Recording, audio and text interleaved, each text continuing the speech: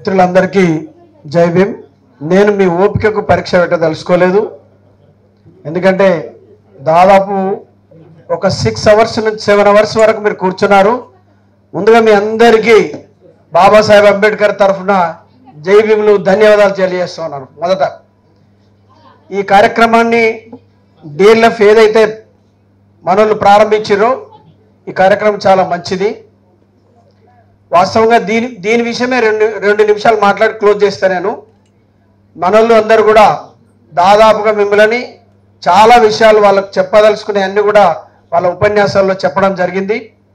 చాలా విషయాలను కూడా తెలియజేయడం కూడా జరిగింది. రాజకీయ విషయాలు కానీ, సామాజిక ఉద్యమాలు, దాని యొక్క నివృత్తి, తిరిగి ఈ ఉద్యమాన్ని ఎలా ముందుకు తీసుకెళ్లాలనేటువంటి భావనలు కూడా వాళ్ళ ఉపన్యాసాల్లో చెప్పడం కూడా జరిగింది. మళ్ళీ నేను దానిలోకి వెళ్ళి మిగతా విషయాలను చెప్పకుండా అసలు డిఎల్ఎఫ్ను ఏ విధంగా మనం తీసుకెళ్తే బాగుంటుంది అనేటువంటి దాన్ని మీరు ఏదైతే కొన్ని సూచనలు చేశారో నిజంగా కూడా ఈ రోజున్న పరిస్థితిలో మరి వీళ్ళకి ఎట్లా ఆలోచన వచ్చిందో తెలియదు, కానీ ఒక మంచి ఆలోచన వచ్చిందని నేను వాళ్ళ ముగ్గురిని సవినయంగా వాళ్ళను గౌరవిస్తా ఉన్నాను. ఎందుకంటే వాళ్ళ ముగ్గురి పేర్లు ఎల్సిపి డిఎల్ఎఫ్ అంటే ప్రారంభించినటువంటి వ్యక్తులు ఎవరైతే ఉన్నారో లేలా, తర్వాత చింత, తర్వాత పాలడుగు, ఎల్సిపి అనేటువంటి పేరు వాళ్ళు దీన్ని నామకరణ చేసుకుంటే కూడా మంచిగా ఉంటుంది అనేటువంటిది నా అభిప్రాయం. ఇంకో విషయం ఏం చెప్తున్నానంటే మనం అనేక ఉద్యమాల గురించి ఆలోచన చేసి మాట్లాడడం జరిగింది. అయితే ఇక్కడ తెలంగాణకు వచ్చేటప్పటికి, ఆంధ్రకు వచ్చేటప్పటికి 2 విషయాలు మీకు చెప్తాను, డీవియేషన్స్ ఎక్కడున్నాయనేది.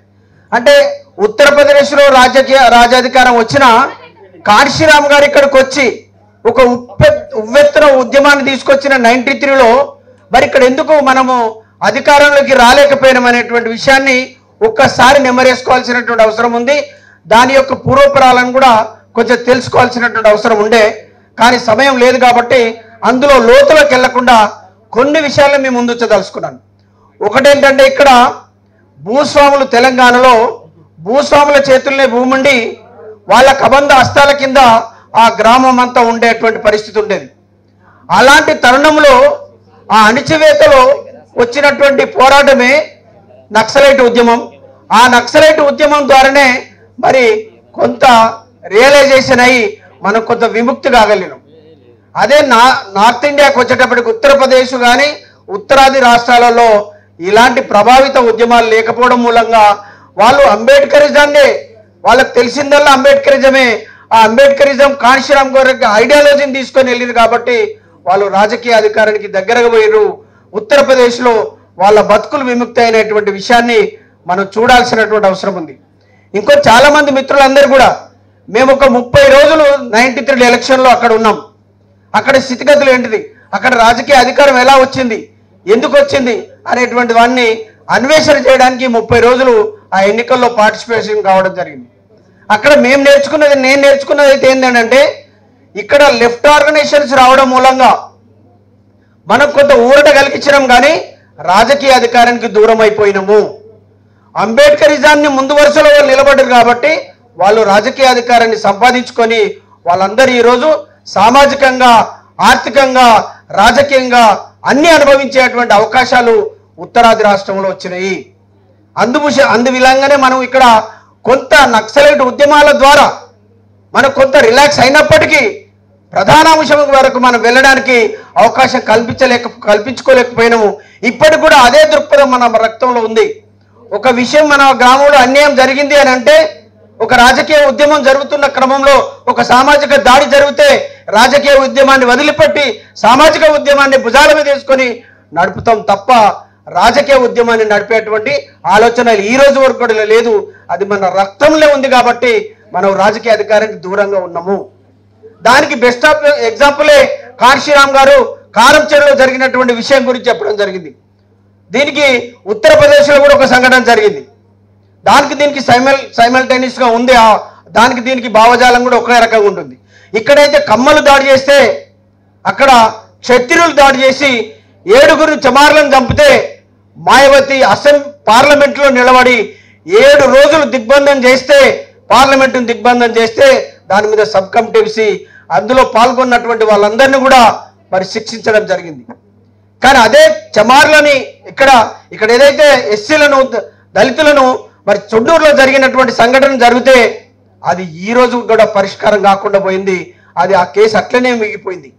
దానికి ఉదాహరణ కాశీరామ్ గారు అక్కడికి వచ్చినప్పుడు మరి దళిత మహాసభ నడిపినటువంటి కత్తి పద్మారావు గారు ఆయన అభిమానులందరూ కూడా వచ్చి తనకు ఇక్కడున్నదాన్ని కోసి ఆ రక్తం తీసి ఆయనకు తిలకం పెట్టి కాశీరామ్ గారి దగ్గరికి వస్తే ఆయన ఇట్లా నెట్టేయడం జరిగింది.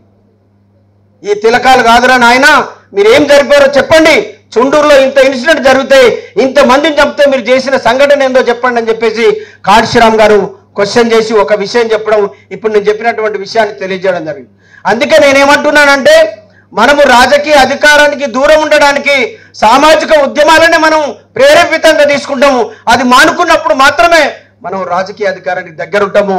ఈరోజు పాలక పక్షాలన్నీ కూడా మనల్ని రాజకీయ అధికారం వైపు రానియకుండా సామాజిక ఉద్యమాల వైపు ఉంచడానికి అనేక సంక్షేమ పథకాలు పెడితే మనమందరం క్యూలు కట్టి మరి ఏదైతే సమాపంక్తి భోజనాలు పెడితే ఎట్లనైతే క్యూ కడతామో అట్లా రాజకీయ పార్టీల దగ్గర కానీ అధికారం దగ్గర మనం లైన్లు కడతా ఉన్నాం. కాబట్టి మనం వెనకబడి ఉన్నాం. నేను మీ అందరిని చూసిన తర్వాత నాకు ఒక ఆలోచన వచ్చింది.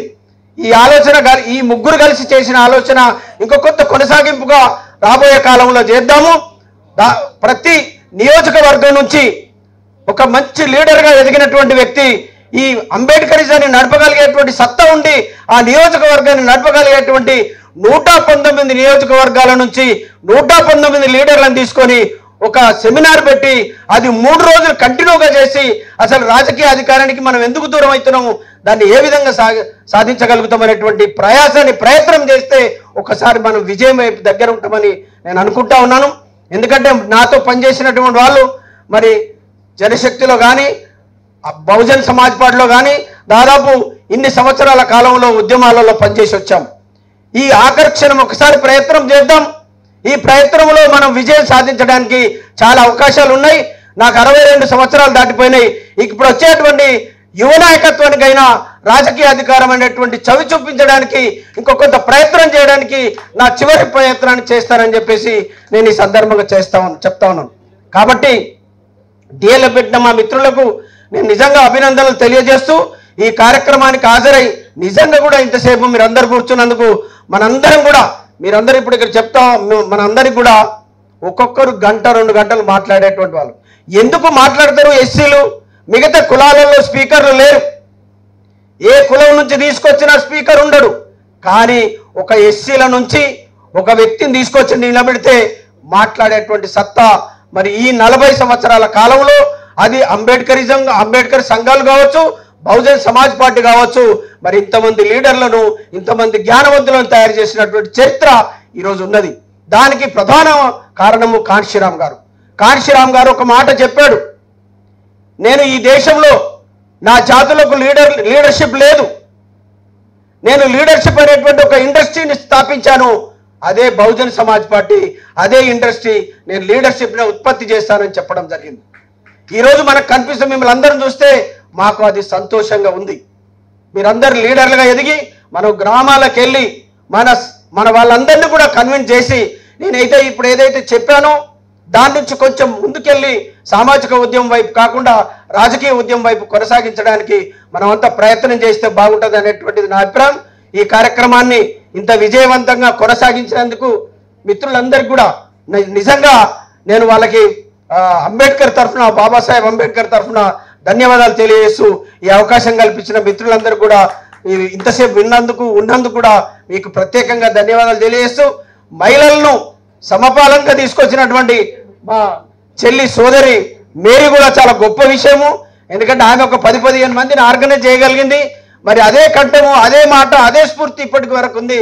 ఈ కొనసాగింపులో నాకు ఒక ఆశ ఉన్నది. ఇప్పటికి కూడా ఎన్నడైనా మనము తెలంగాణలో రాజకీయ అధికారం తీసుకురావడానికి మనం సమయత్తం కాగలుగుతాం అనేటువంటి నమ్మకం వీళ్ళ కార్యక్రమం ద్వారా నాకు కలిసింది. కాబట్టి లెల్లా సురేష్ గారు ఎలాంటి అరమరకలు లేకుండా, చింతాస్వామి గారు బ్రదరు వీళ్ళందరూ కూడా ఉద్యమ స్ఫూర్తితో వచ్చారు. కాబట్టి మీరంతా ఖచ్చితంగా ముందుకు కొనసాగాలని చెప్పేసి కోరుతూ DLF కు తప్పకుండా నా వంతు సహాయ సహకారం ఉంటుంది.